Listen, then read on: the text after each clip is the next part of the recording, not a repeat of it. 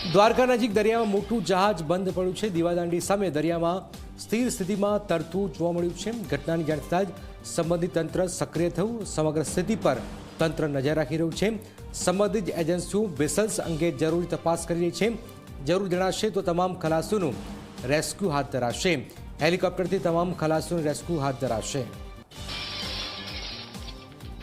જયદીપ અમારી સાથે જોડાઈ। જયદીપ, કઈ રીતે રેસ્ક્યુ થઈ રહ્યું છે, શું જાણકારી?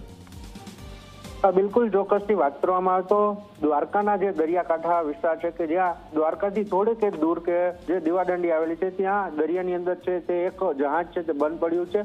ખરાબ વાતાવરણ અને જે દરિયાની સપાટી છે તે રફ હોવાને કારણે આ વાહન છે ક્યાંક છે તે બંધ પડ્યું હોવાના સમાચાર હાલ સામે આવી રહ્યા છે। વાત કરવામાં આવે તો જે પ્રાથમિક માહિતી મુજબ આ જે ખરાબ હવામાનને કારણે આ જહાજ છે તે ખેંચાઈ અને દ્વારકા તરફ આવ્યું છે।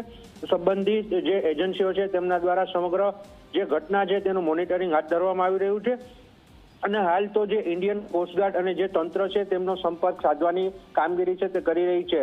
તો જરૂર જણાશે તો જે તમામ જે જહાજ પર સવાર જે ખલાસીઓ છે તેમનું હેલિકોપ્ટર મારફતે છે તે રેસ્ક્યુ કરવામાં આવશે। જનક, બિલકુલ બિલકુલ, આભાર જયદીપ। તો આપ જોઈ રહ્યા છો દ્વારકાની અંદર આ ઘટનાક્રમ હાલમાં સામે આવી રહ્યો છે।